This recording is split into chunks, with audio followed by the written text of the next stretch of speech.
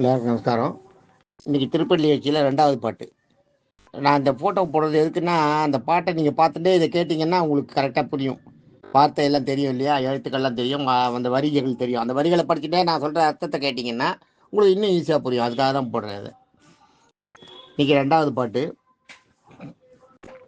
பாருங்க. இன்றைக்கி வந்து பாடல் 2ல் சொல்கிறேன். கொழுங்கொடி முல்லையின் கொழுமலர் அணைவி. அதை முதல்ல நான் சொல்லிடுறேன், அப்புறம் நிறுத்தி நிதானமாக அர்த்தம் சொல்கிறேன். பிரித்து படிக்கணும். கொழுங்கொடி முல்லையின் கொழுமலர் அணைவி கூர்ந்தது குணது செய்யும் மாறுதம் இதுவோ எழுந்தன மலரனை பள்ளிகொள் அன்னம் இம்பன் இணைந்ததும் இருஞ்சிற உதறி விழுங்கிய முதலையின் பிழம்புரை பேழ்வாய் விழுங்கிய முதலையின் பிளம்புரை பேழ்வாய் வெள்ளெயிறு உற அதன் இடத்தினுக்கு அணுங்கி அழுங்கிய ஆணையின் நருந்துயர் துடைத்த அருந்துயர் கெடுத்த அரங்கத்தம்மா பள்ளி எழுந்தருளாயே. இது பாட்டு. இதை பாடும்போது என்ன பண்ணுவாங்கன்னா, கொழுங்கொடி முல்லையின் கொழுமலர் அணைவி கூர்ந்தது குணதிசை மாறுதம் இதுவோ எழுந்த மலரணை பள்ளிகொள் அன்னம் இம்மனை வந்ததும் இருஞ்சிரவதிரி விழுங்கிய முதலையும் பிழம்புரை பெழ்வாய் வெள்ளை இரு அதன் இடத்தினுக்கு நீங்கி அழுங்கிய ஆணையின் நருந்து துடைத்த அரங்கத்தம்மா பள்ளி எழுந்தருளாயே சொல்லுவாங்க.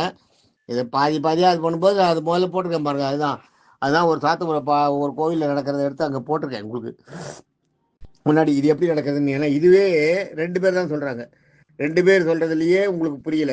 இன்னும் இந்த பக்கம் 5 பேர், அந்த பக்கம் இந்த பக்கம் 10 பேர், அந்த பக்கம் 10 பேர் இன்னும் கோரஸாக சொன்னாங்கன்னா என்ன புரியும்? ஒன்றும் புரியாது. அதுக்காக தான் எடுத்து உங்களுக்கு போட்டிருக்கேன். இது 2 பேர், இந்த பக்கம் ஒருத்தர் அந்த பக்கம் ஒருத்தர் நின்று ஒருத்தர் சொல்கிறாங்க. அதுலேயே ஓவர்லேப் ஆகிறதுனாலையும் அவங்க சொல்கிற அந்த ஸ்லாங்லேயும் நம்மளுக்கு புரியல. அது தப்பு சொல்லலாம், புரியலன்றதுக்கு சொல்ல வரேன்.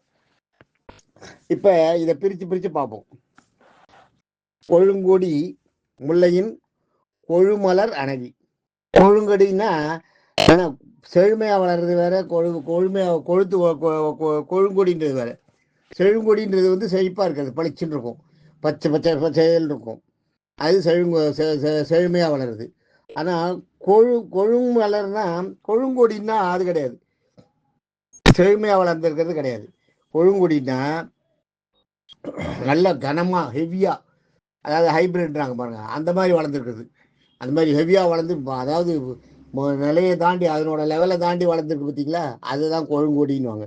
அந்த மாதிரி கொழுங்கொடி வளர்ந்துருக்கான், முல்லை கொடி வளர்ந்துருக்கான். கொழுங்கொடி முல்லையின் அந்த கொடி வளர்ந்துருக்கான். கொழுமலர் அணைவி, அந்த முல்லை செடி என்ன பண்ணியிருக்கான், முல்லை கொடி அதனோட மலர் இருக்குது பார்த்தீங்களா, கொழுமலர். அந்த மலரும் அது மாதிரி தான் இருக்கான், இவ்வளோ பெருசாக இருக்கான், ஒன்றும் நல்லா மலர்ந்துருக்கான். அதை அணைச்சி பிடிச்சின்னு இருக்கான் விழுந்துடாம. கொழுங்கொடி முல்லையின் கொழுமலர் அணைவி கூர்ந்தது குணதிசை.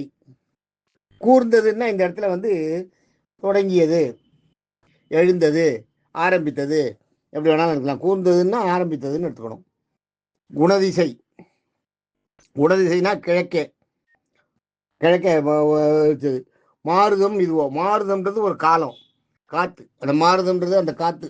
இந்த இடத்துல சண்டை மாறுதம்னு வாங்க பாருங்க, அதுதான் இது மாதிரி. இதில் வந்து இந்த இடத்துல வந்து மாறுதம்னா காற்று அடிக்கிறது. அந்த காற்றால் ஒரு சில்லுன்னு ஒரு காற்று அடிக்கும் பார்த்தீங்களா, விடிய காற்றால் விடிய நேரத்தில் தான் அந்த காற்று இருக்கும். நானும் நிறையா இந்த இது போகும்போது அனுபவிப்போம் அந்த காற்றை. நம்ம சிறுவாபுரி போகும்போது நாங்கள் 2 வீலரில் போகும்போது அந்த விடிய காற்றால் இப்போ சிலின்னு அடிக்கும் அந்த காற்று, ரொம்ப நல்லா இருக்கும். அதுதான் மாறுதம். குணதிசை கிழக்கேருந்து வரும் அந்த திசை, குணதிசை மாறுதம் இதுவோ. இதுதான் அந்த மாறுதமா அப்படின்னு சொல்கிறார், அவர் கேட்குறார். இப்போ இவர் சொல்கிறார் நம்மாழ்வார், எழுந்தன மலரணை பள்ளிகொள் அன்னம். அன்னமெல்லாம் என்ன பண்ணுறான், பூக்கள் வந்து அடைச்சின்னு இருக்கான். பூக்களுக்கு நடுவில் பூக்களோட அணைப்போட பூக்களை அப்படியே பிடிச்சிட்டபடியே எல்லாம் தூங்குறதான் அன்னங்கள்லாம். அவன்லாம் எழுந்துட்டான், என்ன வெளிச்சம் வந்துடுது இல்லையா, பொழுது விடிய ஆரம்பிச்சிருது. அதனால அதாவது ஸ்ரீரங்கம் பெருமாள் எழுப்புறாரு அது மாதிரிலாம் சொல்லி. எழுந்தான மலரணை பள்ளிகொள் அன்னம். மலர்கள் அடைந்து இருக்கின்ற அந்த அன்னம் தூங்கிட்டு இருந்தது. அந்த தன்னம் அந்த மலர் அணை மேலே படுத்துன்னு தூங்கிட்டு இருந்தது. மலர்களோட அணை அந்த படுக்கை மேலே படுத்துன்னு தூங்கிட்டு இருந்தது. அந்த அன்னங்கள்லாம் எழுந்துருத்தான். எழுந்தான மலரணை பள்ளிகொள் அன்னம் ஈம்பனி நனைந்ததம் இருஞ்சிற உதறி. ஈம்பனின்னா அடர்ந்த பனி, ஈம்பனின்னா அடர்ந்த பனி.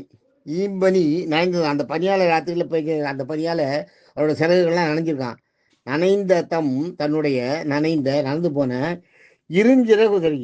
இருஞ்சிறகுன்னா இறுகி போயிருக்கான் அந்த இதெல்லாம் சிறகெல்லாம். ஏன்னா அந்த பனியால் அப்படியே பிடிச்சிட்டு இருக்கான் ஒன்னோட ஒன்று. இருஞ்சிறகு உதறி இப்போ நம்ம பார்த்துருக்கோம். செடி பறவைகள்லாம் தண்ணியில் போட்டுதுன்னா உதரும் பாருங்க. உதறிச்சுன்னா அந்த தண்ணியெல்லாம் ஓட்டிடும். அதுக்கு அது மாதிரி ஒரு உரம்.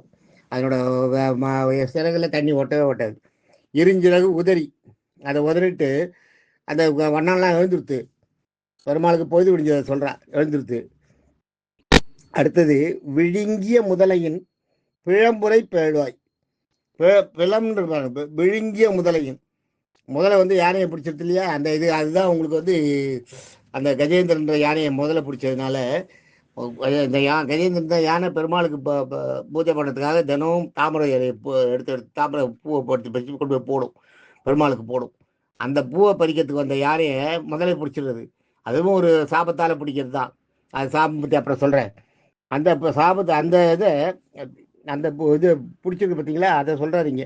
விழுங்கிய முதலையின் பிடிச்ச முழுங்கத்துக்காக பிடிச்ச முதலையின் பிளம்புரை பேழ்வாய். பிளம்னா குகை மாதிரி இருக்கான். பிளம்னா குகை, பிளம்புரை குகை போன்ற. பிளம்புரைனா குகை போன்ற, புரைன்றது வந்து போன்றன்னு அர்த்தம். அந்த இடத்துல வரை கரைன்றோம் இல்லையா, அது மாதிரி புரைன்றது வந்து பிளம்புரைன்றது போன்ற, புலம் போன்ற. பேழ்வாய், பேழ்வாயின்றது வந்து பேழ்னா பெட்டி, பேழைன்னு ஒம்பா இருக்கான். பெட்டி பேழ்வாய். வாயை திறந்தவுடனே பொட்டி மாதிரி வாய் இருக்கான், உள்ள செக்கச்சேல்னு இருக்கான். பிழம்புரை பேழ்வாய் வெள்ளை எயிறு உரை. வெள்ளை வெள்ளையன்னு பல்லு இருக்கான். எயிருன்னா பல்லு. வெள்ளை எயிறு உரை. அந்த பற்கள்லாம் அந்த பற்கள்லாம் அப்படியே நடுநடுங்கி போய் கீழே கொட்டுற அளவுக்கு வெள்ளை எயிறு உரை. அந்த அந்த மாதிரி இருக்கு. அந்த எயிறு பற்களோடு கூடிய அந்த முதலை இருக்கு, அது வந்து அப்படியே உரைன்னா அது அழிந்து போக அதன் இடத்திற்கு அணுகி, அது பாம்பு அந்த யானை இருக்கிற இடத்துக்கே போய் அதன் இடத்தனுக்கு அணுகி அழுங்கிய ஆணையின். அழுங்கியன்னா துன்பம், அழுங்குதல்னா அந்த இடத்துல துன்பம், துன்பத்தை அடைஞ்சிருக்க யானையின். அந்த யானையோட அருந்துயர் துடைத்த. அந்த முதலியோட கழுத்தை அறுத்ததுனால அந்த யானைக்கு துயர் போச்சுல, அருந்துயர் கெடுத்த. அவரோட துயரத்தை கெடுத்த, அவரோட துயரத்தை போக்கிய அரங்கத்தம்மா திருவனத்து பெருமாளே, பள்ளி எழுந்தள்ளாயே, நீ சீக்கிரம் பள்ளி எழுந்துரு, எல்லா பொழுது முடிஞ்சிருத்து அப்படின்றத சொல்கிறேன் அந்த இடத்துல. ரொம்ப அழகான பாட்டு. முல்லை கொடி வந்து மலையை கொழுத்து வளர்ந்த முல்லை கொடி வந்து அதனோட இதை அணைச்சின்னு இருக்கு, பூவை அணைச்சின்னு இருக்கு. கிழக்க உதிச்சுடுத்து மாறுத காற்று, காத்தால விடிய கால காற்று, சில்லுன்ற காற்று அடிக்கிறது.